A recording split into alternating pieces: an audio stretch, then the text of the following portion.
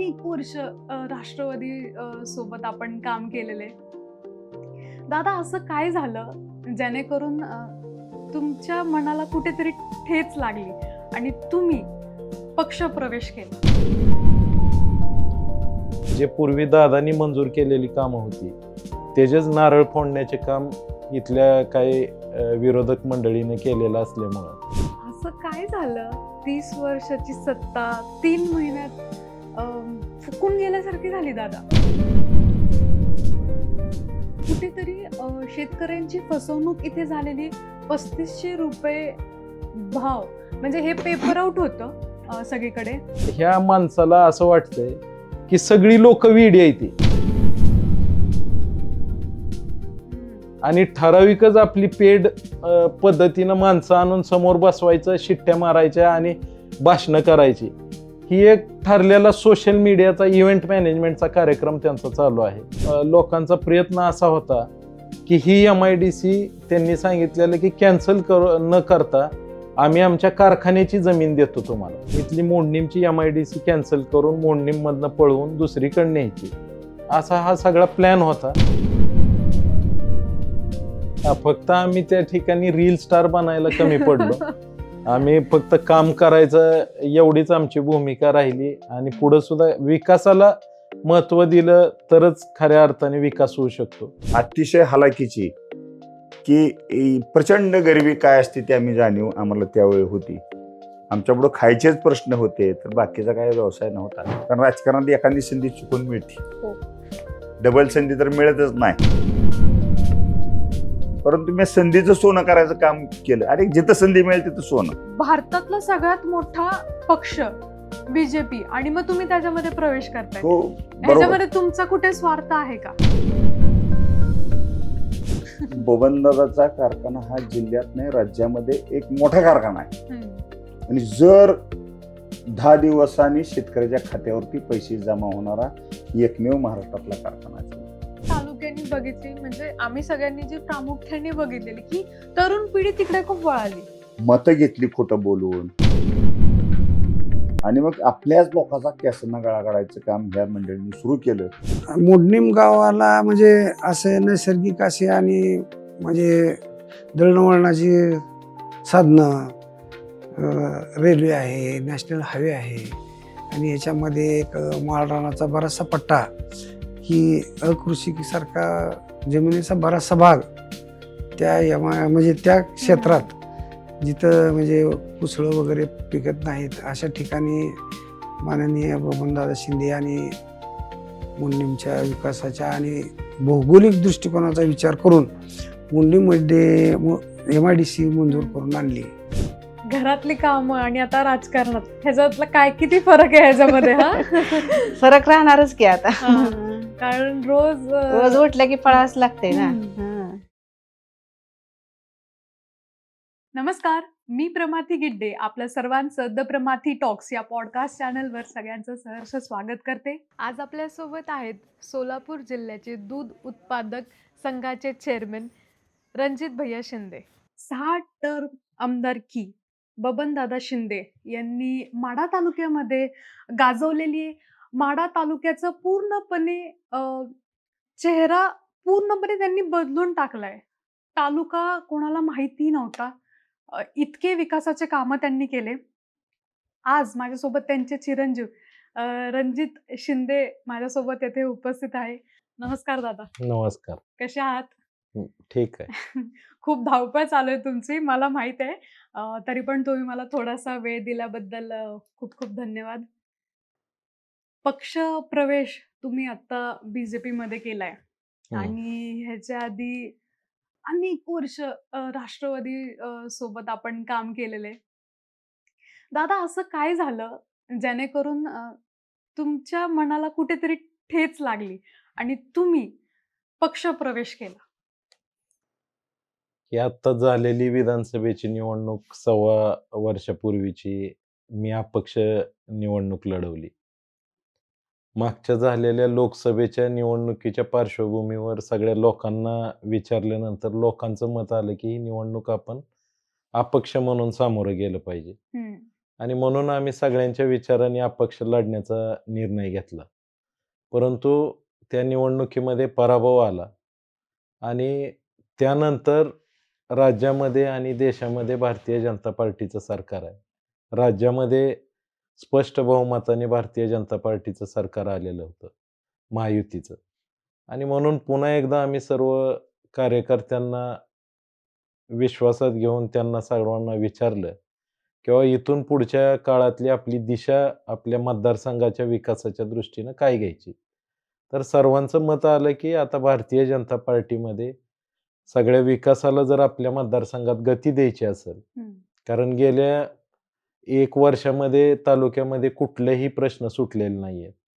कुठल्या कामासाठी विकास कामाला निधी नाही आलेला. हम्म. आणि निधी न येता जे पूर्वी दादांनी मंजूर केलेली कामं होती, त्याचेच नारळ फोडण्याचे काम इथल्या काही विरोधक मंडळीने केलेलं असल्यामुळं प्रत्यक्षात विकास नावाचा प्रकार कसलाही ह्या 1 वर्षात दिसून आलेला नाही. आणि म्हणून आम्ही शेवटी निर्णय घेतला, की आज राज्यात आणि देशामध्ये भारतीय जनता पार्टीचं सरकार आहे.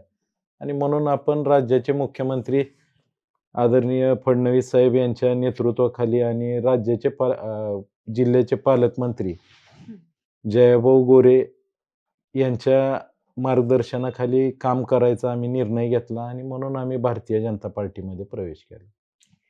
असं काय झालं 30 वर्षाची सत्ता 3 महिन्यात फुकून गेल्यासारखी झाली दादा? अ, एकतर 30 वर्षाची सत्ता म्हणण्यापेक्षा 30 वर्ष लोकांची केलेली कामं. हम्म. बऱ्याचदा कधी पाणी सोडावं म्हणून लोकांनी मागणी करायच्या आधी दादा पाणी सोडत होते. म्हणजे कधी असं लोकांना जाणवलं नाही. कुठल्या कामाची मागणी करायच्या आधी ते प्रश्न सोडवायचे. आणि त्यामुळं एक नवीन जनरेशनला आणि असं वाटायला लागलं, की बाबा आता दादानंतर मी येतोय म्हणल्यानंतर माझा तेवढा लोकांमध्ये जाण्याचा किंवा लोकांपर्यंत पोहोचण्याचा हम्म. मी स्वतः त्या गोष्टीला कमी पडलो असेल. परंतु जी पार्श्वभूमी विकासाची आहे, हम्म. ही गेल्या सातत्याने 20 वर्षात मी दादांबरोबर काम केलेलं आहे. हम्म.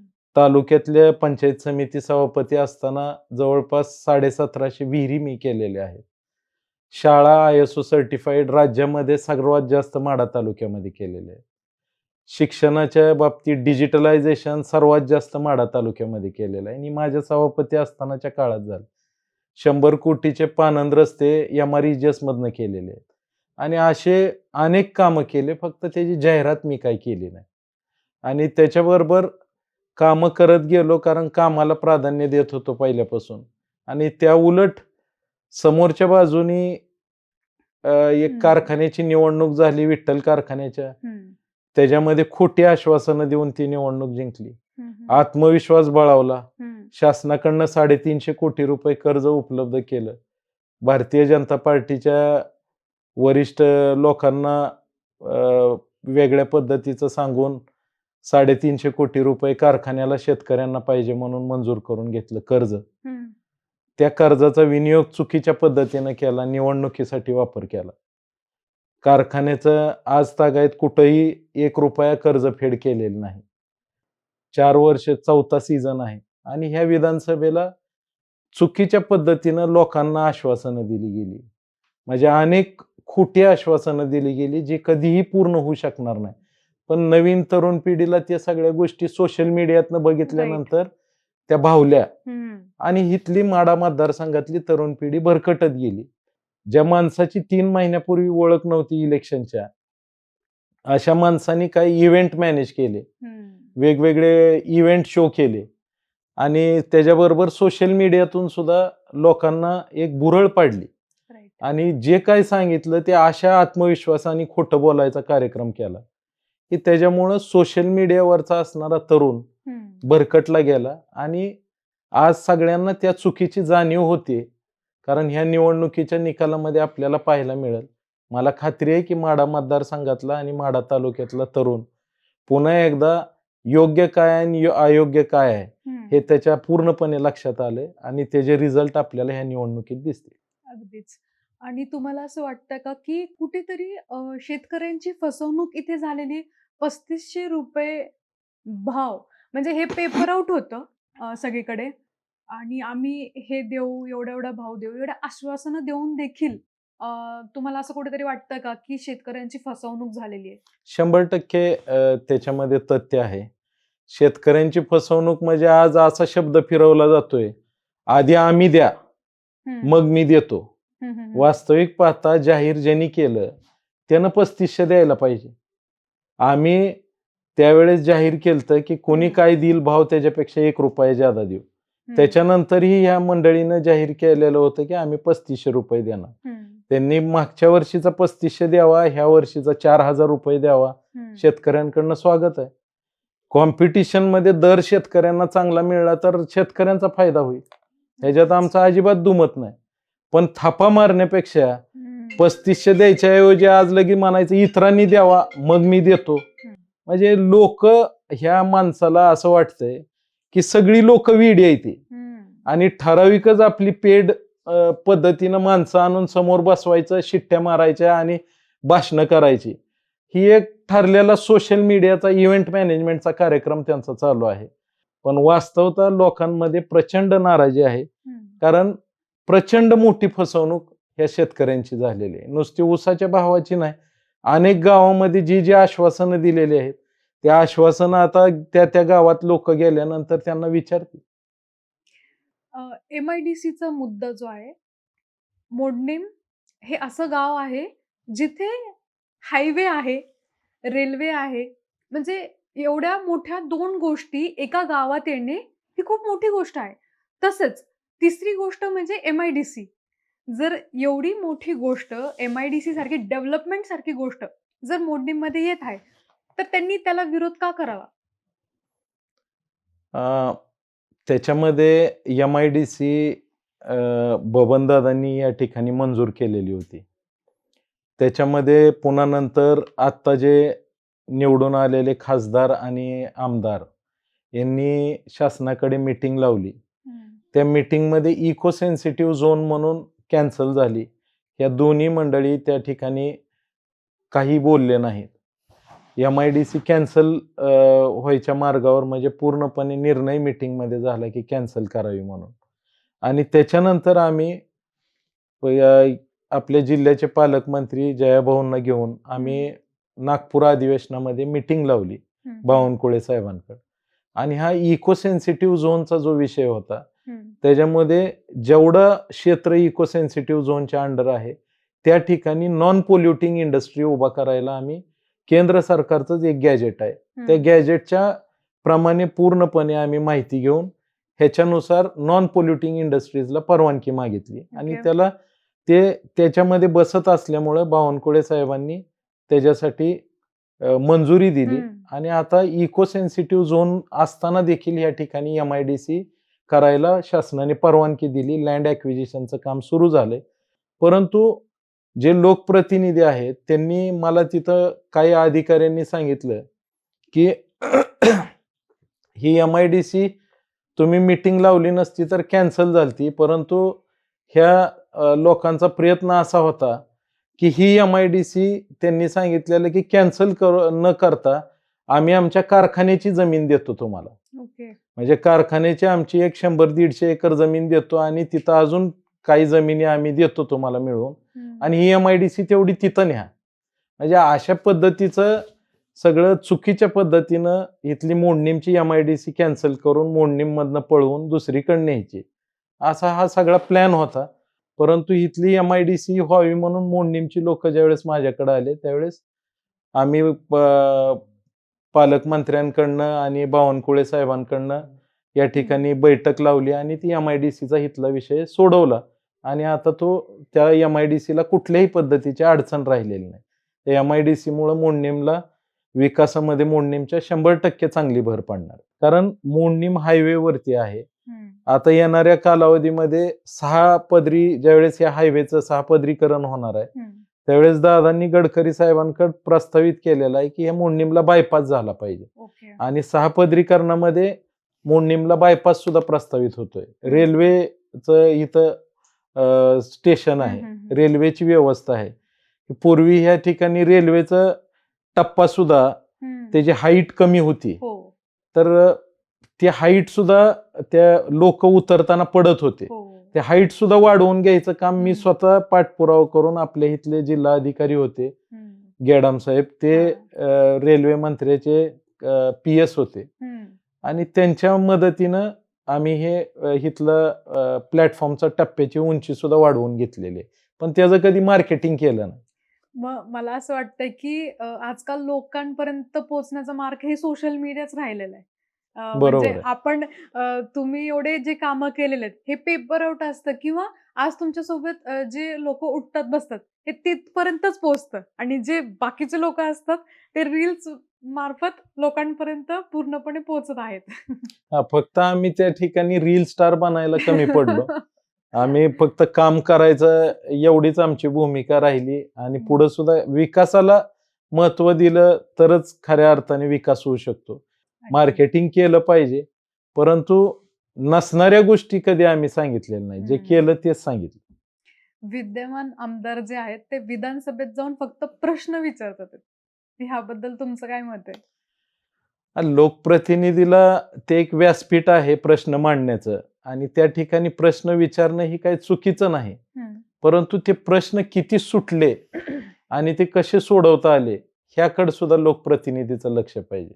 बरेचसे लोकप्रतिनिधी असे आहेत की जे प्रश्न कमी मांडतात पण प्रश्न जास्त सोडवतात. अगदी. आणि लोकांना आणि जनतेला आणि मतदारसंघातल्या लोकांचं हित हे प्रश्न सोडवण्यामध्ये जास्त असतं. आता येणाऱ्या ज्या जिल्हा परिषद आणि पंचायत समितीच्या ज्या निवडणुका आहेत, तुम्ही याला कसं बघताय? कारण उद्या जाऊन परत ग्रामपंचायत पण येणार आहे, तर ह्या तिन्हीचा जो समतोल असणार आहे तो परत तुमच्याकडे येणार आहे. म्हणजे ते परत तुमचाच तिथे वर्चस्व राहणार आहे.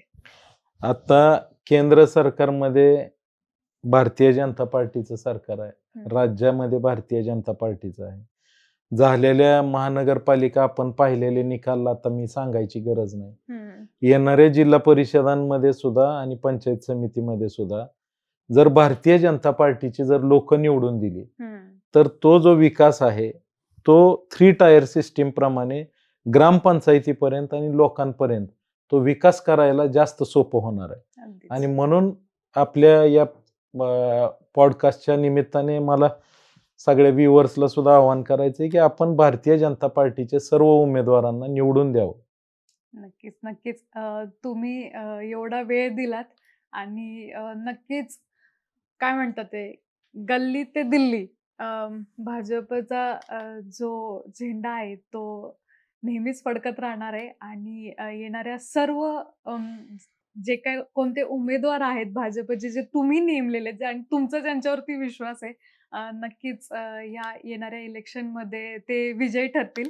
आणि आपण वेळ दिल्याबद्दल खूप खूप धन्यवाद.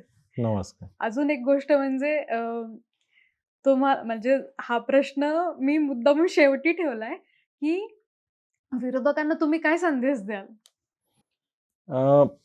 विरोधकांना संदेश देण्यापेक्षा एक गोष्ट नक्की आहे की या तालुका आणि मतदारसंघामध्ये गेले 30 वर्ष आदरणीय बबनदादांच्या नेतृत्वाखाली विकास विकास आणि विकास आणि राजकारण कमी एवढंच काम आतापर्यंत केलेलं आहे. ह्या मतदारसंघातल्या जनतेला विकासाची सवय आहे. परंतु गेल्या 1-1.5 वर्षापासून हे विकास कुठंतरी थांबलेला आहे आणि म्हणून त्याला गती देण्याच्या दृष्टीनं ही जनता सुज्ञ आहे. ह्या लोकांना जनतेला फार काळ तुम्हाला फसवता येणार नाही.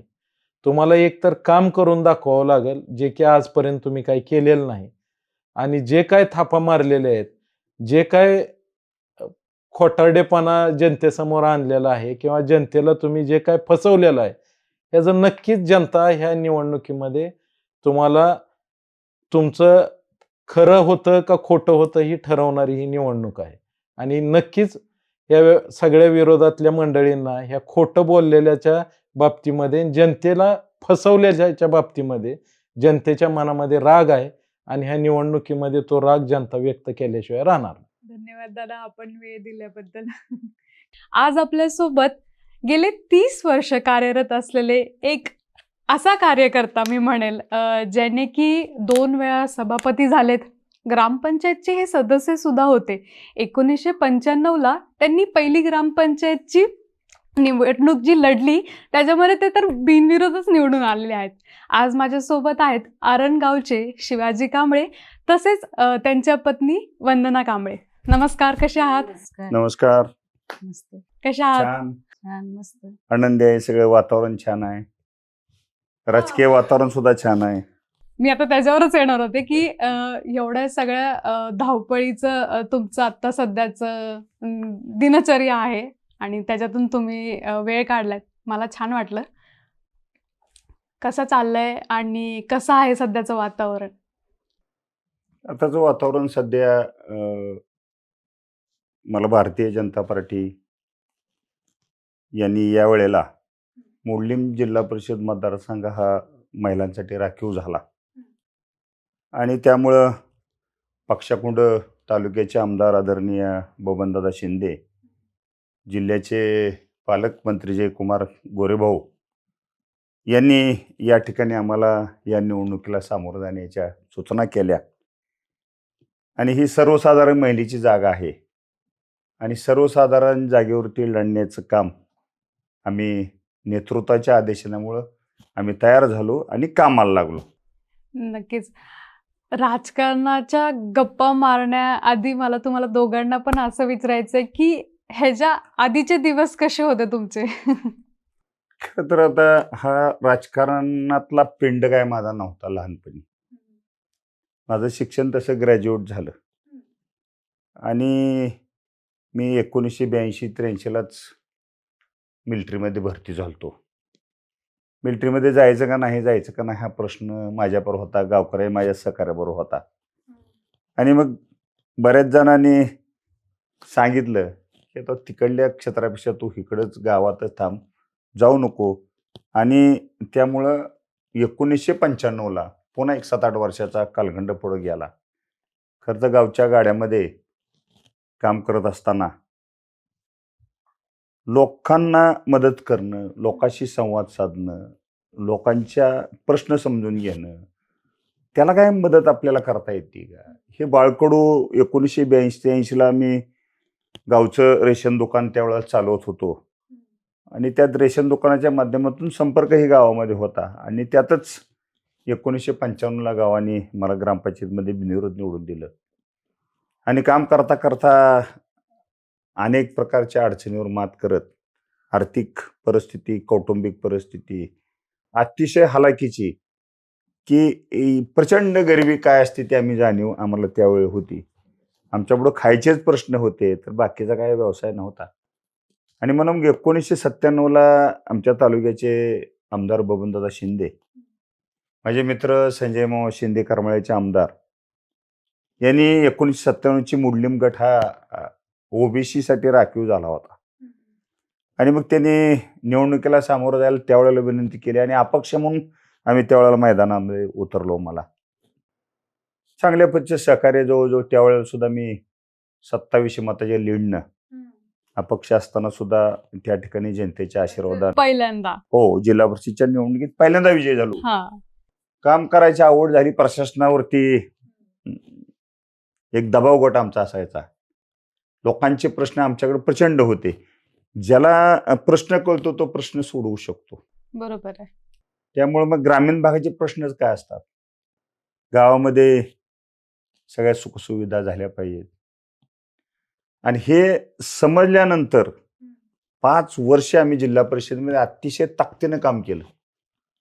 एक सामान्य अपक्ष आलेला पोरगा सतत समाजाचं काम करतोय. त्यामुळे पुन्हा 2002 साली मला नेत्यांनी, आता माझा मतदारसंघ राखीव झाला, बरोबर. मला वाटतं तर त्यावेळेला महिला पडल्या होत्या, त्यावेळेला सर्वसाधारण महिलाच होत्या.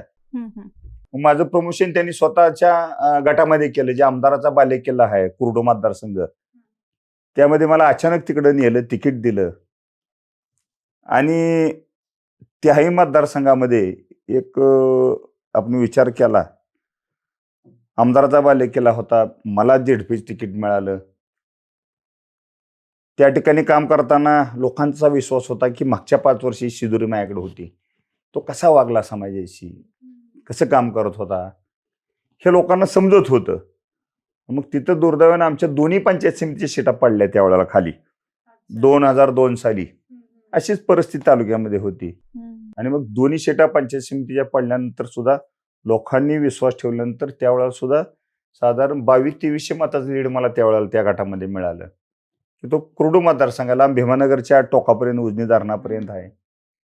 असं करत करत एक टर्म संपली, दुसरी संपली. दुसरी टर्म संपल्यावर तिसऱ्या टर्मला पुन्हा संधी आली, पुन्हा जिल्हा परिषदची निवडणूक लागली. मग बेंबळे जिल्हा परिषद पुन्हा गट मला निवडला नेत्यांनी, कारण कामाचा धडाका चालू होता, कामाची आवड होती. मुळात धडाका लावताना काय असतं, तुम्हाला काम करता आलं पाहिजे, तुम्हाला लोकांच्यात जाता आलं पाहिजे, तुम्हाला त्या कामाची आवड पाहिजे. तर आवड असेल तर तुम्ही काम करता. नक्कीच. मग नेत्यांच्या लक्षात आलं, वा चला पार्टी आहे आपली सगळी, एक चांगली काम करणारी टीम आहे. कारण राजकारणात एखादी संधी चुकून मिळते, हो. डबल संधी तर मिळतच नाही. परंतु मी संधीचं सोनं करायचं काम केलं आणि जिथं संधी मिळेल तिथं सोनं. मग बेंबळे जिल्हा परिषद गटामध्ये मला पुन्हा आमदार साहेबांनी, आमदार संजय मामा शिंदेनी, हे 2 आमदार म्हणून आहेत, त्यांनी पुन्हा सर्वसाधारण जागेवरती मला त्या ठिकाणी उभा केलं आणि 4440 मताचं लीड. त्यावेळेला ते बेंबळे गट हा टेंभुर्णीच्या पट्ट्यात मध्ये येतो. त्या गटामध्ये लोकांनी सहकार्य केलं, चांगलं काम केलं. आणि तिथं काम करताना जिल्हा परिषदच्या सगळ्या योजना, मग ते 7 साली निवडणूक झाली, ती तिसरी, 7-5-12 झाले. तिथला अनुभव मोठा मिळाला, काम करायची संधी मिळाली, 3-3 टर्म झाल्या. पुन्हा 2012 साली पुन्हा जिल्हा परिषदची निवडणूक लागली. 3 वेळा संधी झाली. त्यावेळेला पार्टीने सांगितले की मुडलीम जिल्हा परिषद गटामध्ये त्यावेळेला तिसऱ्या टर्मला महिला राखीव होत्या. मग आमदार दादाने म्हणले, आता तू 2 वेळा तिकडे झाले तर तू इथंच महिलेना उभा कर, तुला जिल्हा परिषदचा आदेश करतो. परंतु म्हणलं महिलांचा आणि जिल्हा परिषदचा विचार केला तर जागा आहे, आपण बेंबळ्यात लढू. आणि नेत्यांनी पुन्हा विश्वास ठेवला, चांगलं काम केलं, लढलो. आणि मग पुन्हा मग त्यावेळेला किती झालं, 2012च्या निवडणुकीमध्ये चांगल्या मताने विजय झालो. मग पुन्हा 12 निवडणूक पुन्हा मुडलीम गटामध्ये हे आला, 4थ्यांदा मुडलीम गटामध्ये पुन्हा सर्वसाधारण जागा आली अजून इथं. आता लढायचं म्हणल्यावर पुन्हा कायमची मित्र आले, एकामेकाच्या विरोधात लढायचं. हे करत करत करत तिसरी टर्म पूर्ण झाली. तर तिसऱ्या टर्म मध्ये मला समाज कल्याणचं सभापती अतिशय महत्वाचं खातं मला मिळालं, की ते सगळ्या समाजातली दुर्लक्षित समाज त्यामध्ये असतात. सगळा एससीचा कॅन्डिडेट आहे, दलित समाज आहे, फिजेंटीचा सगळा समाज येतो त्यात, अपंगाची सगळी जी मुलं आहेत किंवा अपंग व्यक्ती आहेत, की दुर्लक्षित समाजाला न्याय द्यायचं काम मला त्यावेळेला 2009च्या सवती मिळाल्यानंतर मला इतकं मोठं काम करता आलं की ते या जिल्ह्यात समाज कल्याण खातं म्हणजे एक कोपऱ्यात पडलेलं खातं होतं, ते उजेडात आणलं मी. जवळजवळ 200 कोटी रुपयाचा निधी त्या वर्षी मी खर्च केला. बापरे, 200 कोटी 200 कोटी खूप मोठं झालं. आणि एक गावगाड्यातल्या सगळ्या जे वाड्या वस्त्या असतात, दलित वस्त्या असतात, तांडा वस्त्या असतात, की समाजातला एक आपण म्हणतो बाहेरचा पट्टा, त्या सगळ्या दुर्लक्षित समाजाला न्याय द्यायचं मला त्या ठिकाणी काम करता आलं. कारण चांगल्याकडे सगळीच बघतात, पण जे वंचित लोक आहेत त्याला मदत करता आली. त्यावेळेला मला अतिशय आनंद वाटला की त्या काळातल्या माझ्या जर फायली बघितल्या किंवा काम बघितलं तर अनेक वेळा शासनाने दखल घेतली ती सुद्धा चांगल्या कामाची. मग पुन्हा 2012ला पुन्हा जिल्हा परिषद निवडणूक झाली, पुन्हा संधी सर्वसाधारण मिळाली आणि पुन्हा अजून एकदा मला तेच खातं मिळालं, रिपीट झालं, समाज कल्याणचं खातं. मग त्या दोन्ही कालखंडामध्ये मी जवळजवळ 400 कोटी रुपये निधी या जिल्ह्यातील दलित वस्त्यासाठी, तांडा वस्त्यासाठी, अपंगाचे मेळावे असतील, की या तालुक्यामध्ये प्रत्येक तालुक्यात 5-5 हजार लोक आम्ही अपंग गोळा करायचो एकत्र. आणि मग त्यांना प्रत्येक ठिकाणी जाग्यावर त्याचं अपंगाचं कार्ड कसं देता येईल, एसटीचा दाखला कसा देता येईल, त्याची ओळखपत्र कशी काढता येतील, रेल्वेचा पास कसा देता येईल, अनेक जे अपंग खात्याच्या माध्यमातून काम आहे ते सगळं आम्ही करायचो. आनंद वाटायचा, कारण ही वर्ग यायचा सगळा नाना करीत. योजना तर प्रचंड असायची आमच्याकडे, वैयक्तिक लाभाच्या एवढ्या योजना होत्या माझ्याकडे, की शिलाई मशिनी असतील, सायकली असेल, लोकांना भांडी वाटप असेल, गॅसचं कनेक्शन असेल, अनेक चांगले पेटाच्या चक्के अपंगांना असतील, कॉम्प्युटर आम्ही लॅब दिल्या अपंगांना त्या ठिकाणी. जेणेकरून त्या योजनेच्या माध्यमातून स्वतःचं कुटुंब त्या ठिकाणी चालवता येईल. शिलाई मशीन काढली, पिठाची चक्की टाकली, चटणी कांडप मशीन आणली, की ज्याच्यातून कुठेतरी आपलं आर्थिक उन्नती होईल. ह्या आम्ही चांगल्या योजना त्या आम्हाला राबवायची संधी मिळाली. एक आनंद वाटायचा, कारण खातं दुर्लक्षित बरोबर. आणि दुर्लक्षित खात्याला न्याय द्यायचं काम केल्यामुळं प्रचंड लोकांनी डोक्यावरती घेतलं. चला म्हणलं, चला. थांबलो नाही आम्ही राजकारणामध्ये, कधीही थांबलो नाही. पुन्हा 12/17 पुन्हा निवडणूक लागली. दुर्दैवानं पार्टीने तिकीट माझं नाकारलं. तिकीट नाकारल्यानंतर बंड केलं मी, अपक्ष भरला पार्टीच्या विरोधात. आणि शेवटच्या दिवशी पण पार्टीने तुम्हाला एवढ्या वेळ चान्स देऊन पण तुम्ही मग परत हो. भरला अपक्ष फॉर्म. हो का, पार्टीने दिलं तर मी पार्टीचंच काम वाढायचं केलं. मी माझं वैयक्तिक काय करत नव्हतो. पार्टी वाढवायचं काम निश्चितपणे त्यावेळेला करत होतो. मला वाटलं कुठतर आपल्यावरती पार्टीनं अन्याय केला आणि न थांबता मी लढलो, जोमान लढलो आणि 750 मतांनी माझा पुन्हा 2017 साली पराभव झाला. तो 5व्या निवडणुकीमध्ये. मग पुन्हा सुद्धा आता निवडणूक झाली 2017च्या, आज किती आले, 17 आणि 8 25, 8 वर्षाचा गॅप गेला. शासनाने निवडणुका लांबत हो. इथवर आल्या. 2 वर्ष सातत्याने निवडणुका कधी लागतात हा प्रश्न सगळ्या नवीन यंग ब्रिगेडसाठी होता. आपल्याला संधी मिळावी, आपण काम करावं, समाजात जावं, अशा अनेक घटना होत्या. मग 8 वर्षांनी निवडणूक लागली. जागा तर नाही, या तालुक्यामध्ये 5 महिला जागा पडल्या. आता काय पंचायत झाली म्हणलं. मग टेंभुर्णी, बेंबळे, मुडली, उपळाई, मानेगाव एक जनरल पुरुष पडला.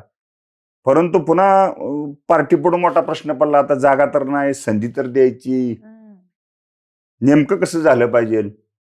मग मतदारसंघातील अनेक गट तट आहेत, पार्ट्या असतात, सगळ्या समाजाचे आहेत, अनेक दिग्गज माणसं आहेत, गेले अनेक वर्ष गावगाड्यात काम करतात. त्या सगळ्यांनी पुन्हा आमदार साहेबाला सांगितले, नाही नानाला तिकीट द्यावं लागते, त्याशिवाय आपलं चांगला उमेदवार, एक चांगली गोष्ट म्हणजे नानांच्या घरच्याला आपण संधी देऊ, जेणेकरून एक घरामध्ये एक चांगला इतिहास आहे, 20 वर्षाचा अनुभव पाठीशी आहे. त्यामुळं ज्यांना वंदना शिवाजी कांबळे यांना त्यांनी संधी दिली पार्टीनं, भारतीय जनता पार्टीनं. मी भारतीय जनता पार्टीचा आभार व्यक्त करतो, त्यांना धन्यवाद देतो की आपण महिला राज्य असल्यामुळं महिलांना संधी देत आहे. आम्ही निश्चितपणे काम करताना त्यांना जे वाटेल ते त्यांनी काम करावं. त्यांच्या कामात आम्ही लुडबुड करणार नाही, परंतु काही सूचना असतील ते आम्ही निश्चित देऊ. नक्कीच. काय वाटतंय तुम्हाला याबद्दल? काय नाही, आता काम करण्याची संधी मिळाली, आता काम करत राहून आता 20 वर्ष झाली करतोयच आम्ही काम. आता ते म्हणाले की ते तुमच्या कुठल्याही कामामध्ये लुडबुड करणार नाहीत, पण ते घरातल्या कामांमध्ये लुडबुड करतात का? नाही, अजिबात नाही. नक्की. नाही, मी एकटीच असते घरी. हा. हो, मुलं बाहेर असल्यामुळे सगळं मीच handle करते घरातलं. पण लहान मुलं ज्यावेळेस लहान असतील त्यावेळेस पण हे नाही. राजकारणात होते हा. आणि त्यांना काही वेळ जो असतो ना तो देता नाही आला. मग नाही. त्यावेळेस तुम्ही कसं घर सांभाळलं? माझी सासू सासरे घरच्यांनी सगळ्यांनी, माझ्या सासूबाईंची खूप साथ होती. आणि लहानपणी म्हणजे हे ज्यावेळेस राजकारणात होते आणि ज्यावेळेस दादा असतील लहान असताना, तुम्ही त्यांना खूप हालाकीच्या दिवसातनं तुम्ही त्यांना शिक्षण दिलं, त्याबद्दल काय सांगाल? काय ते शिकत गेली, आम्ही शिकत राहिलो. त्यांना ती कधीच माघारी, म्हणजे मुलं पण फिरली नाहीत माघारी. मुलगी माझी MD मेडिसिन झाली, एक मुलगा BTech झाला, एक मुलगा BSc Agri झाला. म्हणजे एवढं उच्च हो. शिक्षण देणं ना म्हणजे खूप कमी लोकांना माझा लहान जमतं. मुलगा तर 5वी पासून बाहेर आहे. तो कधीच माघारी आला नाही अजून. नाही, तो शिकतच गेला असं पुढं. आणि डॉक्टर तुमच्या घरामध्ये तुमची ताई आहे, म्हणजे एक खूप मोठी गोष्ट झाली. ही शेतकऱ्याची मुलगी ज्यावेळेस एवढी पुढे जाते त्यावेळेस नक्कीच तिनं पण समाजासाठी पूर्ण म्हणजे काम, ही तर मोलीमला पण होती ती. काय वाटते आता महिलांसाठी काय काम कराल तुम्ही? काय आता काही योजना असतील ती महिलांपर्यंत पोहोचणे आपलं काम आहे. ते पोहोचणे पहिल्यापासून माहिती आहे घरातलं सगळं. घरात महिला येतात भरपूर आमच्या, म्हणजे आमचं काय तक्रार असेल ते आम्ही ह्यांना सांगत होतो, कोण आलतं घरी कोण नाही, असं कुणाची काय तक्रार आहे. बचत गट मध्ये कसा रिस्पॉन्स आहे तुम्हाला? आहे की भरपूर आहे. हा ना.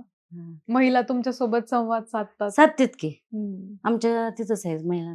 मी स्वतः आहे बचत गटात. हा. हो. बीजेपी मध्ये तुम्ही प्रवेश आता केलेला आहे हो. नाना. हो. ह्याच्या आधी 20 वर्ष तुम्ही राष्ट्रवादीचं काम केलेलं आहे. हो, केलं. माझा हा प्रश्न आहे की पक्ष बदल का? काय झालं, 20 वर्षानं 2014 सालापासून या देशामध्ये एक नव्यानं क्रांती सुरू झाली. हम्म. देशाचे पंतप्रधान नरेंद्रजी मोदी साहेब असतील, हम्म. त्यांनी एक देशाला व्हिजन दिलं. हम्म. ज्या पक्षाकडे व्हिजन आहे, हम्म. तळागाळीतील ते उच्च शिक्षितापर्यंत 10 वर्षामध्ये देशाची झालेली प्रगती, मग रस्ते असतील, शेतकरी सन्मान योजना असतील, अडचणीच्या काळात शेतकऱ्याला मदत असेल, महिला सक्षमीकरण योजना असतील किंवा पिण्याच्या पाण्याच्या योजना असतील, हम्म. आरोग्याच्या सुविधा त्यांनी अत्यंत चांगल्या या देशामध्ये चालू केल्या. आणि या देशातील जनतेने 10 वर्षामध्ये एक चांगले क्रांतिकारक निर्णय घेऊन सक्षमपणे भाजपला पाठिंबा दिला आणि त्यामुळं हा भारतीय जनता पक्ष हम्म. मोठ्या ताकदीनं वाढताना दिसतोय. हम्म. आणि मग म्हणलं एक देश पातळीचा पक्ष, हम्म. राष्ट्रवादी लिमिटेड पक्ष आला आणि एका मोठ्या पक्षामध्ये काम करायची संधी मिळते, आनंद वाटला. पण असं काहीतरी झालं असेल तुमच्या सोबत हा, की त्याच्यामुळे तुम्ही एवढा मोठा निर्णय घेतला. कारण एखाद्या पक्षामध्ये राहणे, त्या पक्षासाठी एवढ्या वर्ष काम करणे आणि अचानक मग तुम्ही एखाद्या म्हणण्यापेक्षा भारतातला सगळ्यात मोठा पक्ष बीजेपी आणि मग तुम्ही त्याच्यामध्ये प्रवेश करताय. हो बरोबर. ह्याच्यामध्ये तुमचा कुठे स्वार्थ आहे का? नाही, आता स्वार्थ तर बिलकुल नाही. मी कधीच राजकारणात स्वार्थ म्हणून काम केलं नाही, स्वार्थ बघून काम केलं नाही किंवा व्यवसाय म्हणून काम केलं हम्म. नाही. राजकारण हे एक समाजकारण आहे. समाजकारणाचं बाळकोड आपल्याला बरेच वर्षाचं आहे. आणि मग असं करताना राष्ट्रवादी काँग्रेसमध्ये असताना मी सुद्धा आमदारकीला इच्छुक होतो. हम्म. शरद पवार साहेबांना मी तिकीट मागितलं 2 वेळा. हम्म. नाव चर्चेत यायचं, हा. माझे सर्वे चांगले निघायचे, हम्म. परंतु समीकरणं बदलायची. बरोबर. आणि मग हा काय सर्वसामान्य माणसाला न्याय दिला असा पक्ष नाही, ही माझी ठाम भूमिका झाली. आणि मग भारतीय जनता पार्टीत तुम्ही बघा अनेक नावं वेगळी आहेत. तुम्ही हम्म. आमदार बघा, 50 नावाचे आमदार आहेत वेगवेगळे वेगवेगळे. हम्म. हम्म. हम्म. तिथं जात म्हणून तिथं भारतीय जनता पार्टीत किंमत नाही, तिथं हम्म. कार्य म्हणून तिथं ठिकाणी त्याची किंमत दिली जाते, बरोबर. त्याला संधी दिली जाते. हे गेले आम्ही 10-15 वर्ष बघतोय. आपण मागच जर भारतीय जनता पार्टीत गेलो असतं तर वेगळं चित्र दिसलं. आज काहीतरी वेगळं चित्र हो असतं. हो. थेट मुद्द्यावर येते मी आता. हम्म. 30 वर्ष इथे सत्ता होती. हो, असं काय झालं 3 महिन्यामध्ये की आपली आमदारकी गेली, दादांची आमदारकी गेली? त्याच्यामध्ये तुम्हाला नाही असं कधी वाटलं की अजून तुम्ही कुठेतरी ताकद लावली असती आणि आज चित्र काहीतरी वेगळं असलं असतं विधानसभेला? खरं आहे. तर 30 वर्षाची सत्ता आमची 3 महिन्यात गेली. 30 वर्षात आमदार बबनदादा शिंदे यांनी या तालुक्यात जे काम उभा केलं ते प्रचंड काम आहे. प्रचंड. यांच्या एवढं काम कुठल्याही आमदारांनी केलं नाही. दुष्काळी तालुका म्हणून या तालुक्याची गणती संबंध राज्यामध्ये होती. हम्म. साखर कारखाना काढला पहिल्यांदा छोटा, हम्म. 1200 टनाचा, 2.5ला न्याला, 2.5चा 5ला न्याला, 5चा 7.5ला न्याला, 10ला न्याला. आता 14-15 हजार मेट्रिक टनाचा कारखाना त्यांनी काढला. त्यांच्यापुढे व्हिजन होतं. जशी जशी लोकांची डिमांड वाढत गेली तसे तसे कारखाना वाढत गेले. आणि सगळ्यात महत्वाचं काम आमदार बबनदादांनी केलं की माढा तालुक्यामध्ये 2 नद्या जोडायचं काम केलं. एक भीमा नदी सीमेला जोडली आणि त्यामुळे त्या दोन्ही नद्याचा कायापालट त्या ठिकाणी झाला आणि बरोबर. शेतकऱ्याला खऱ्या अर्थानं सुगीचे दिवस आले. शेतकऱ्याला पाणी आलं. हम्म. रानात शेतात पाणीच नाही तर मग कुठलं उत्पन्न येणार, अशा पद्धतीची परिस्थिती झाली. आणि शिनामाडा योजनेच्या माध्यमातून तर आता तुम्ही बघा, प्रत्येक दुष्काळात प्रत्येक मार्च महिन्यात तालुक्यात टँकर लागायचा. हम्म. जिथं तुळशीच्या लग्नाला सुद्धा ऊस नव्हता तिथं आज लाखो टन, 60-70 लाख टन ऊसाचं क्षेत्र या तालुक्यामध्ये निर्माण झाले. ही किमया काय साधी नाही. बरोबर आहे. ही एक दिवसात कधी होत नसते, त्याला दिवस जावं लागतात. आणि ते दिवस निश्चितपणे आमदार साहेबांनी या तालुक्यात अतिशय चांगलं काम केल्यामुळे या तालुक्यातल्या जनतेला एक चांगलं दिवस आलं. हे तालुक्यातल्या जनतेने सुद्धा. अगदीच. परंतु हम्म. एक अपघात झाला. मग हेच जर एवढं चांगलं काम एखादी व्यक्ती करत असेल तर मग अवघ्या 3 महिने 90 दिवसात आपण एखाद्या एवढ्या चांगल्या माणसाला कसं विसरू शकतो? 30 वर्षाची सत्ता जाण्यामागे ज्या आमदारांनी खोटी आश्वासन दिले आमच्या लोकांना, की जी त्यांच्या आयुष्यात कधीच पूर्ण करू शकणार नाहीत.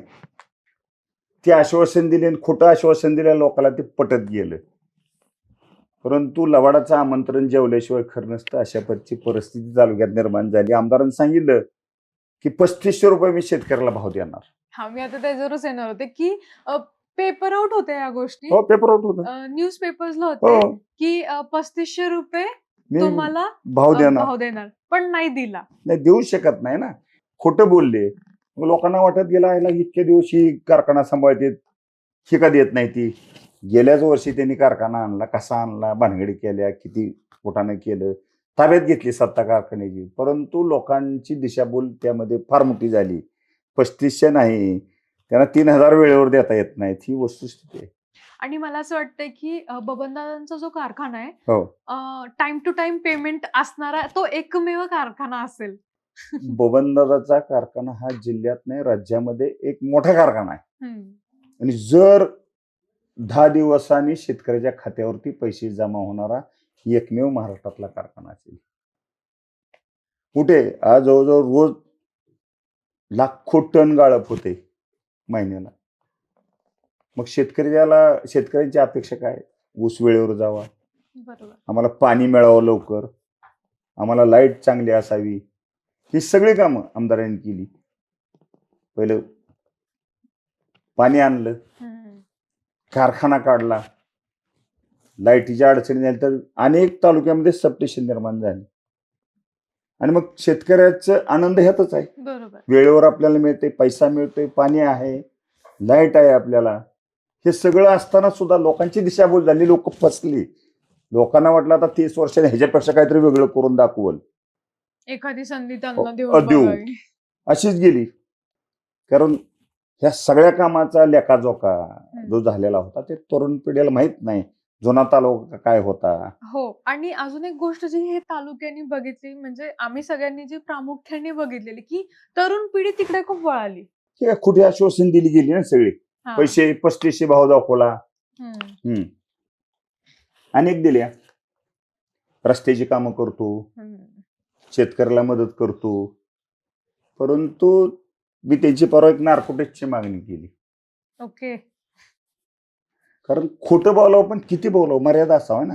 आपल्याला एखाद्या वेळा खोटं बोललो तर ते किमान लोकांपुढं वाटावं हे खरं आहे. हम्म. कारखाना वर्षात घेतला 1000 कोटीचं कर्ज त्या कारखान्यावरती आहे.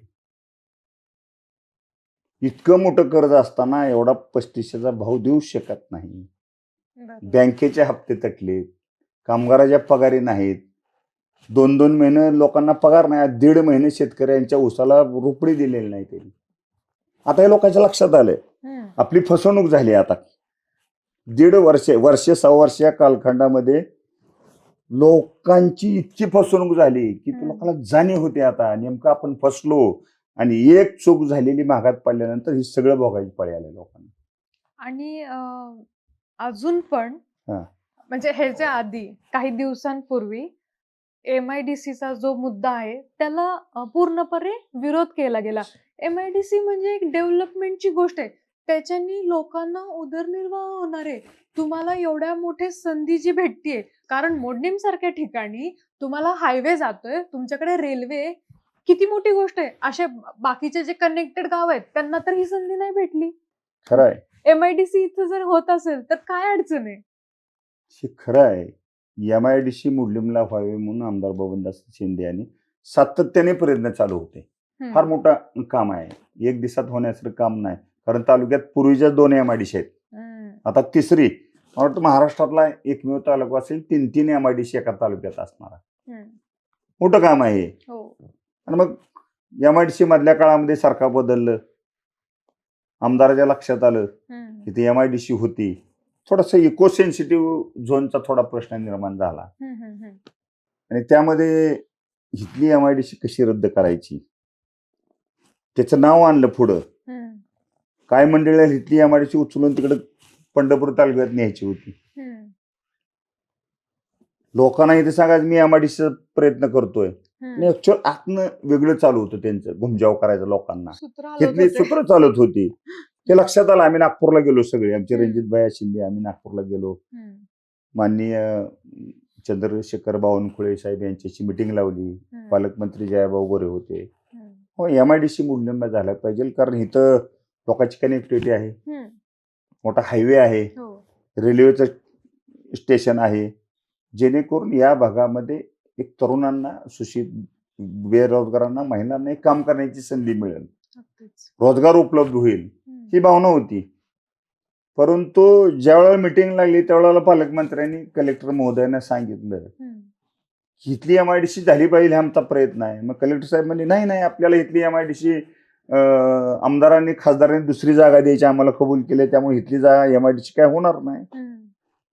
मग ह्यांच्या सगळ्यांच्या लक्षात आलं की ही गोलमाल कशी चालू केली, ज्याच्यावर लोकांनी विश्वास ठेवला, मतं घेतली खोटं बोलून, आणि मग आपल्याच लोकांचा केसांना गळा काढायचं काम ह्या मंडळींनी सुरू केलं. आमच्या लक्षात आलं, मंत्री महोदयाने कलेक्टर साहेबाला सांगितलं की ही MIDC मुडलिमलाच होणार, अशा पद्धतीच्या मिनिट्स त्या ठिकाणी झाल्या आणि त्या प्रक्रिया सुरू झाली. मोठं काम आहे, परंतु ज्याच्यावरती विश्वास होता हे आपल्याला मदत करतील, त्यांनी यामध्ये कुठल्याही प्रकारचं योगदान नाही. त्यांची गडबड, त्यांना गडबड असते, जे करत नाही त्याचं श्रेय घ्यायचं त्यांना नाद असतो. श्रेय त्यांच्यातून मला वाटतं 1 रुपया पण निधी या तालुक्यामध्ये आला नाही. त्यांनी छातीटोकपणे सांगावं, मागच्या आमदारांनी केलेली कामाची उद्घाटन करत हिंडतात.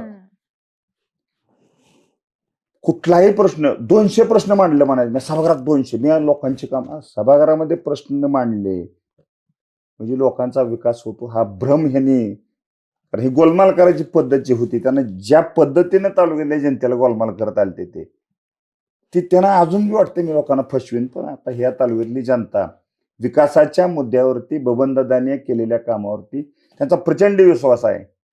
जो त्यांचा घात झाला, भ्रमनिरास झाला, ते सगळं शेतकऱ्यांच्या, लोकांच्या, सगळ्या घटकांच्या लक्षात आले. आणि आता म्हणून ठरवलं लोकांनी लवाड माणसाच्या नादी लागलं नाही पाहिजे. आणि मग त्यांची दयनीय अवस्था आहे. मला खात्री आहे की निवडणुकीला सामोरं जात असताना नेहमी निवडणुका हे विकासाच्या मुद्द्यावर होतात. खोट्या बोलण्यावर लोक भुलत नाहीत. ही अनेक वर्षाचा कालखंड आहे. आपण बघतो अनेक तालुक्यामध्ये काय परिस्थिती आहे. सगळी जर प्रक्रिया पूर्ण झाली असली आपल्या तालुक्याची, तरी केवळ आम्हाला तो फटका बसला. 3 महिन्यात काय केलं, लाडक्या गावगाव बैलगाड्याच्या शर्ती घेतल्या, त्या पैठणीचा खेळ मांडला, हे लोकाला भावलं असं करायचं. त्यातनं काय निष्पन्न काय झालं, आता सगळं पैठणीचा खेळ बंद झाला, बैलगाड्याच्या शर्ती बंद झाल्या. मग ही नेमकं त्यावेळेला लोक एक तरुण पिढीला वाटला नवीन चेहरा आहे, आपल्याला संधी देऊन बघू. मग त्या संधीतनं तालुक्याचं वाटोळ झालं. आमचं काम तर नाहीच नाही. आता ह्या ज्या जिल्हा परिषदेच्या निवडणुका आहेत, हा, तुम्हाला असं काय वाटतं, जर आपलं सीट निवडून आलंच तर आपण पुढे काय काम करणार आहात? खरं तर जिल्हा परिषद ही एक गावगाड्यामधील एक 3 टायर सिस्टीम मधली संस्था. ग्रामपंचायत, पंचायत समिती, जिल्हा परिषद, राज्य सरकार, केंद्र सरकार. केंद्र सरकारने केलेल्या कायद्याची अंमलबजावणी राज्य करतं. राज्याने केलेल्या कायद्याची अंमलबजावणी जिल्हा परिषदला करावं लागते, पंचायत समितीला करावं लागते, ग्रामपंचायतला करावं लागते. ह्या सिस्टीम मध्ये अतिशय महत्वाचा खाना ही जिल्हा परिषद आहे. की गावगाड्यामध्ये सगळे प्रश्न, शिक्षणाचा प्रश्न, जिल्हा परिषदच्या शाळा आहेत आपल्याकडं. आम्ही मागच काम करताना गुणवत्तापूर्ण शिक्षण या तालुक्यामध्ये मिळालं पाहिजे. गोरगरिबांची मुलं चांगली शिकली पाहिजे, त्यांना इंग्रजीचं ज्ञान आलं पाहिजे, शाळा सक्षम झाल्या पाहिजे. अशा भावना, एक गुणवत्तेचा विकास कार्यक्रम आम्ही प्रचंड राबवला की तो इतर राज्यांनी सुद्धा याचा आदर्श घेतला या जिल्ह्यात, राज्यामध्ये. आणि म्हणून इतकं मोठं चांगलं आरोग्याचं दवाखाना आहेत आपल्याकडं. पिण्याच्या पाण्या योजना आपण चांगल्या पद्धतीने राबवतो. समाज कल्याणच्या खात्याच्या माध्यमातून मला सांगितलं की पूर्वी विद्यार्थ्यांना स्कॉलरशिप मिळायची, परंतु अनेकांना त्याची ओळखच नव्हती. आम्ही 0 बॅलन्सवरती सगळ्या विद्यार्थ्यांचं खातं ओपन केलं. बँकेत पैसे नसतात, विद्यार्थ्याकडे कुठला बॅलन्स असतो. आणि मग 0 रुपयावरती बँकेचं खातं उघडलं आणि ती सगळी स्कॉलरशिप थेट विद्यार्थ्याच्या खात्यामध्ये जमा करायचं काम आम्ही त्या कालखंडात केलं आणि भ्रष्टाचाराला तिथं पूर्णपणे विराम मिळाला. फार मोठं काम आहे आणि ह्या कामाची दखल राज्य सरकारने घेतली. राज्यानं हा पॅटर्नला महाराष्ट्रामध्ये पहिला जिल्हा आहे की त्यांनी समाज कल्याणची किंवा सगळ्या विभागाची स्कॉलरशिप विद्यार्थ्यांच्या खात्यावरती एक बटन दाबून सगळ्यांना देण्याचं काम त्यावेळेला केलं आम्ही 10 वर्षापूर्वी. 12-13 वर्ष झाली.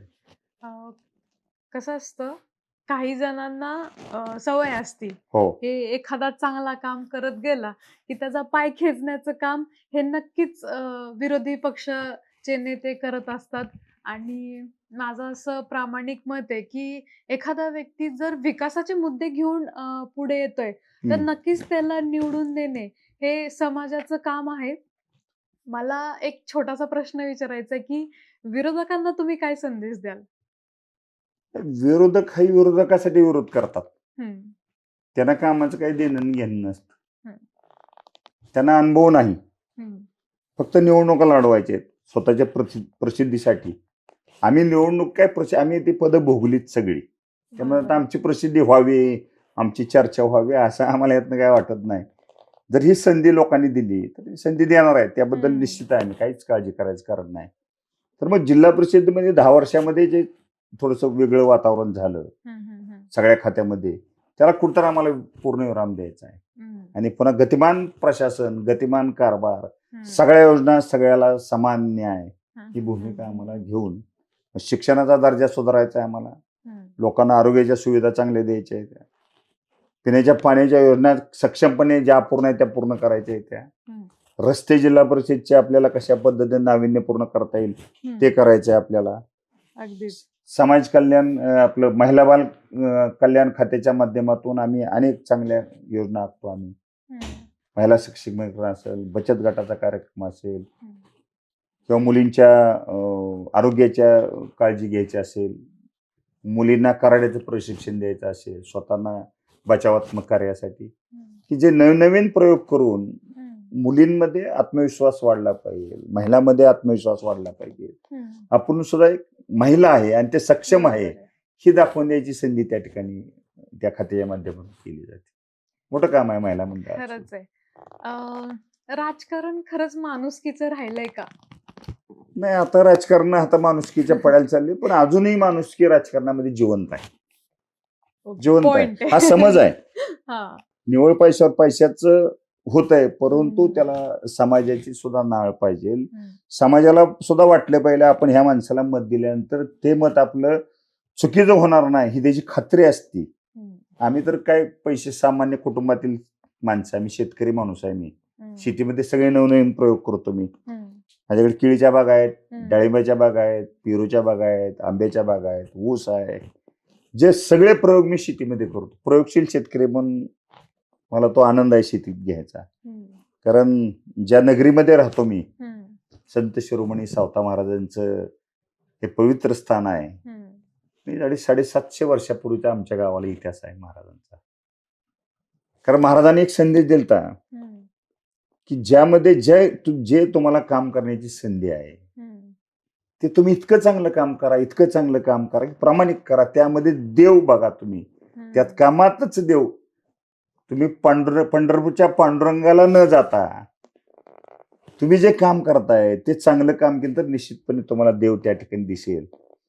आणि त्यांचंच हे वाक्य, हे ब्रीद वाक्य आम्ही घेऊन आम्ही फार आनंदाने ते सगळी कामं करतो. त्यात समाधान आहे आम्हाला.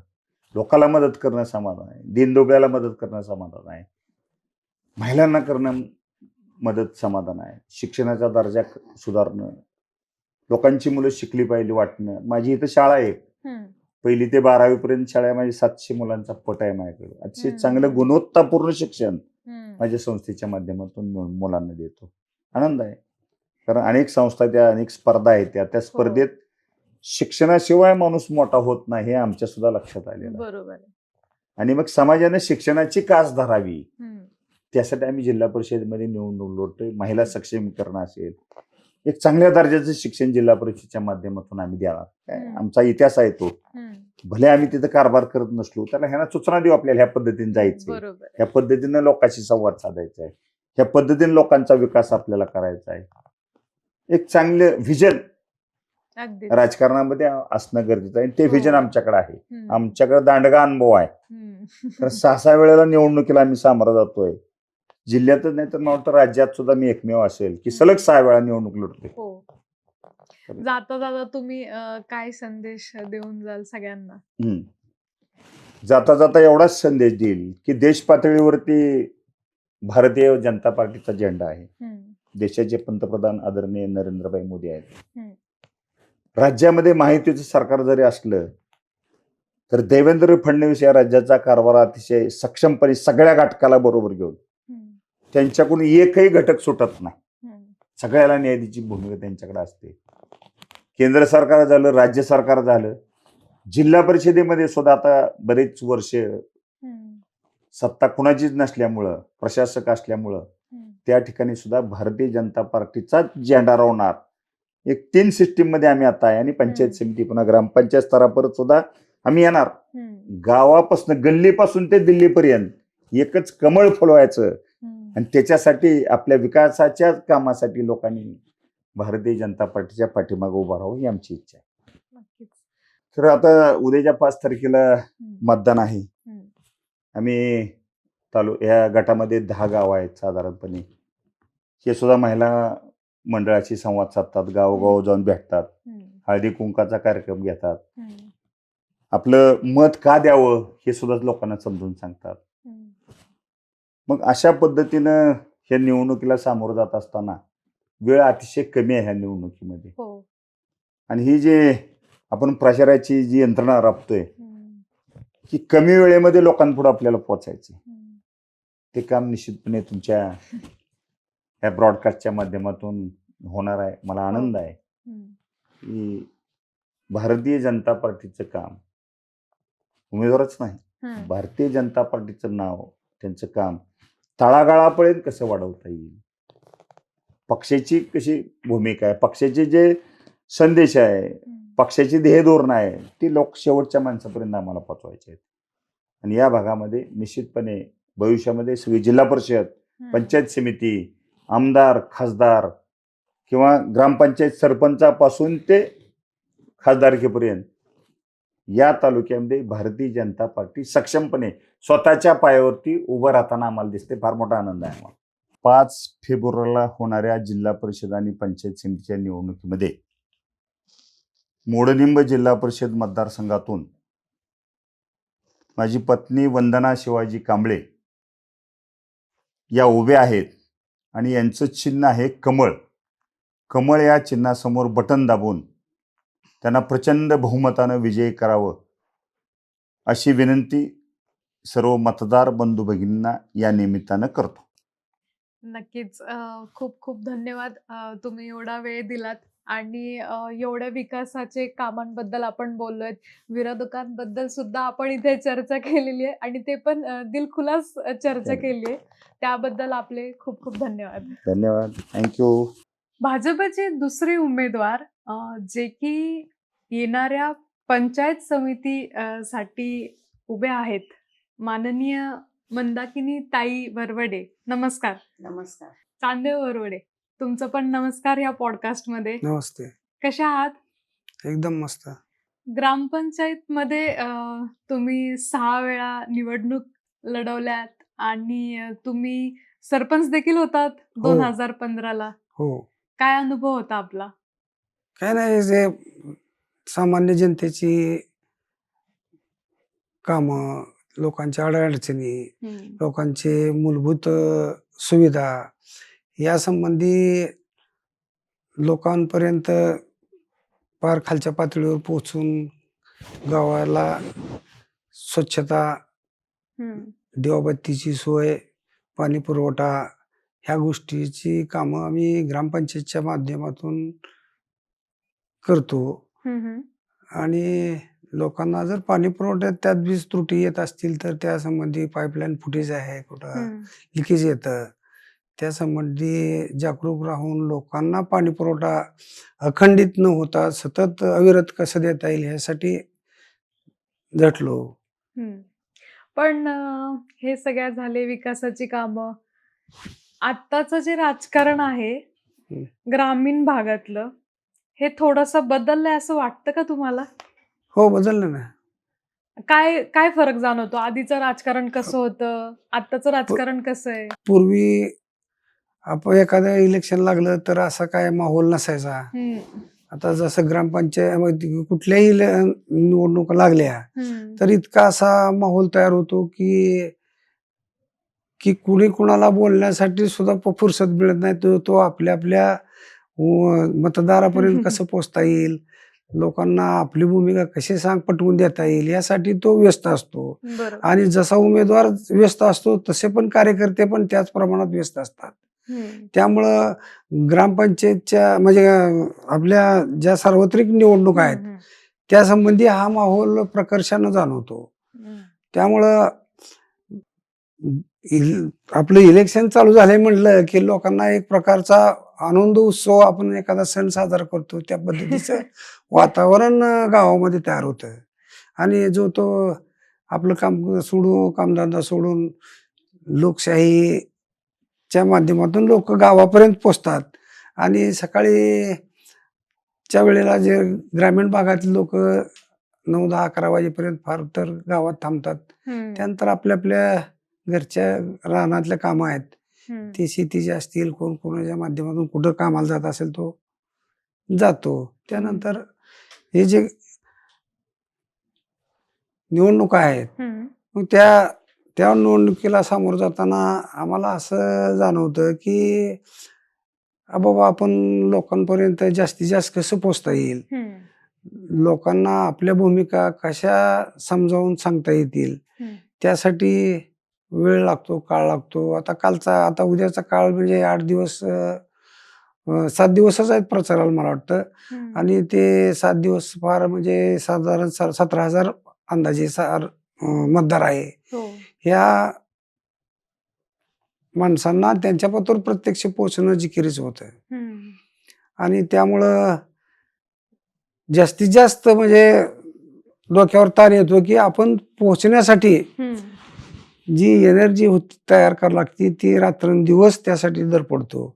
आणि एखाद्या वेळेला तो ही जी क्रयशक्ती संपते काय अशी परिस्थिती निर्माण असं होते. वाटतं. आणि ह्या झाल्या गोष्टी राजकारण्यांच्या. राजकारणात येण्याआधीचं तुमचं आयुष्य कसं होतं? त्या राजकारणाच्या याच्या अगोदर मी एक सहकारी दूध संस्था चालवत होतो. हं, आणि तिथं आमच्या इथं बाबा जवळजवळ 200 लोक त्यावेळेला सहकारी संस्था असायच्या. दूध डेअऱ्या आपण म्हणतो. हं, ग्रामीण भागात दूध डेअऱ्याचं दूध असे लोक सायकलवर कॅन घेऊन दूध घेऊन येत होते. हं, हं. आणि त्यावेळेला इतके लोकांचा प्रतिसाद आहे की त्यावेळेला त्यांनी काय म्हणले, बाबा तुम्ही ग्रामपंचायत निवडणूक लढवा. हं, आणि लोकांच्या आग्रहाखातर मी 1995 साली ती ग्रामपंचायत निवडणूक लढवली हं. आणि जिंकली. त्यानंतर सातत्यानं आज तागायत आम्ही दरवेळेला ग्रामपंचायतचे उमेदवार आहोत. मी हं, असेल, आमचे जवळचे कार्यकर्ते सहकारी असतील. हं, कालच्या वेळेला आमच्या सुविद्य पत्नी ग्रामपंचायतला सदस्य म्हणून उभ्या होत्या. हं, हं, हं. आणि आता सर्वांच्या आग्रहाखातर म्हणजे गावातल्या आमच्या पार्टीच्या लोकांनी, काही जाणकार मंडळींनी पक्षाकडं, पार्टीकडं मी उमेदवाराची मागणी न हं. करता ह्या लोकांनी शिफारस केली. हं. आणि BJPच्या लोकांनी त्यांनी सर्वसाधारणपणे त्यांच्या सर्व्हेमधून माझं नाव पुढं आलं हं. म्हणून मला उमेदवारी मिळाली. बीजेपीमध्ये, भारतीय जनता पार्टीमध्ये येण्याच्या आधी तुम्ही बरीच वर्ष दुसऱ्या पक्षाचं काम केलेलं आहे. हो. काय अशी खंत झाली तुम्हाला, की तुम्हाला भाजपमध्ये प्रवेश करण्याचा निर्णय घ्यावा लागला? भारतीय जनता पार्टी हा शिस्तीचा पक्ष आहे. आणि आम्ही आमच्या काळातल्या 25 वर्षाच्या 99, 25-26 वर्षाच्या कालावधीमध्ये आम्ही राष्ट्रवादी शरदचंद्र पवार साहेबांच्या पार्टीमध्ये काम करत होतो. त्यानंतर 25 वर्ष आम्ही तिथं काम केलं. परंतु प्रत्येक वेळी काही ना काही अडचणीनं आम्हाला त्या आमच्या कामात अडथळा निर्माण होत गेला. मग कधी या बाजूला, कधी त्या बाजूला, कधी ह्या पक्षात, कधी त्या पक्षात, आणि स्थिरता लाभली नाही. आणि असं आमचे नेते बबनरावजी शिंदे, रणजित भैया शिंदे आणि जयकुमार भाऊ गोरे यांच्या माध्यमातून यांच्या कामाला आम्ही मोहित होऊन आम्ही मागच्या 5-6 महिन्याखाली आम्ही सर्वांनी भारतीय जनतामध्ये मुंबईला जाऊन पक्षप्रवेश केला. अच्छा. आता बाकी इतर पक्ष जे राजकारणी आहेत, विकासाचे मुद्दे आले की अडथळा घालायचा, त्यांचं हे ठरलेलं असतं. मोडणीम सारख्या ठिकाणी MIDC होतीये, त्याच्यामध्ये पण त्यांना विरोध करायचा होता. ह्याबद्दल तुमचं काय मत आहे? मोडणीम गावाला म्हणजे असे नैसर्गिक असे आणि म्हणजे दळणवळणाची साधनं, रेल्वे आहे, नॅशनल हायवे आहे, आणि याच्यामध्ये एक माळरानाचा बराचसा पट्टा, की अकृषिक सारखा जमिनीचा बराचसा भाग त्या म्हणजे त्या क्षेत्रात जिथं म्हणजे कुसळं वगैरे पिकत नाहीत अशा ठिकाणी माननीय बबनदादा शिंदे आणि मोडणीमच्या विकासाच्या आणि भौगोलिक दृष्टिकोनाचा विचार करून मोडणीममध्ये MIDC मंजूर करून आणली. त्यानंतर त्यांचा काही मुलांचा, त्यांच्या मुला रणजित सिंह शिंदे यांचा कालच्या निवडणुकीत पराभव झाला, आणि त्या पराभवानंतर इथली MIDC काय कारणानं किंवा राजकीय म्हणजे हव्यासापोटी म्हणा, की आमच्या गावातली MIDC बंद कशी पडेल यासाठी त्यांनी प्रयत्न केला. म्हणून आम्हाला ह्या गोष्टीचं क्लेश झाला, की आपण इथं बसून किंवा ह्या पक्षात बसून आपण काय करतो. मी आमच्या माढा तालुक्यातल्या तमाम जनतेने भैयासाहेबांना आग्रह केला, की आपण सर्व मिळून भारतीय जनता पक्षात प्रवेश करू, आणि आपण जे काय लोकांना आश्वासनं दिलेत की MIDC करू, शेतकऱ्यांना जास्तीत जास्त 24 तास लाईट उपलब्ध करू, शेतकऱ्यांना रात्री अपरात्री शेताला पाणी देण्यासाठी लाईट उपलब्ध नसते, दिवसभर नसते, आणि रात्री श्वापद, विंचू, साप यांच्या भयमुक्त पासून दूर कसं होता येईल, आणि आपण लोकांना कशा ह्या सुविधा दिवसभर लाईट देता येईल ह्यासाठी आम्ही प्रयत्नशील होतो. आणि त्यानुसार माननीय बबनदादा यांनी जास्तीत जास्त ट्रान्सपोर्ट असतील, पुन्हा आपले सबस्टेशन असतील, जास्त प्रमाणात आमच्या माढा तालुक्यात त्यांनी उपलब्ध करून दिले.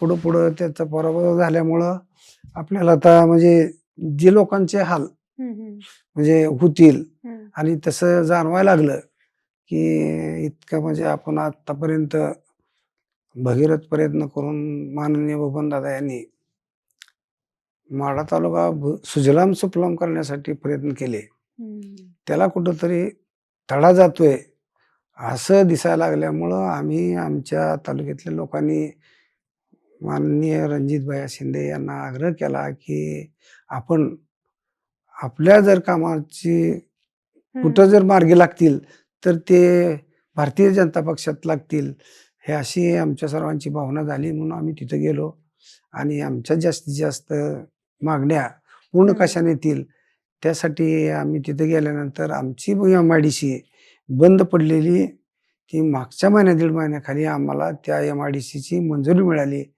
म्हणून आम्हाला आम्ही ज्या उद्देशानं तिथं गेलो तो उद्देश आमचा बहुतांशी सफल झाल्यासारखा वाटला. नक्कीच. कारण प्रत्येक गोष्टीचा पाठपुरावा करावा लागतो, आणि मला असं वाटतंय तो माननीय रणजित दादांनी नक्कीच MIDC साठी केलेला आहे, तो आपल्याला इथे दिसून येतोय.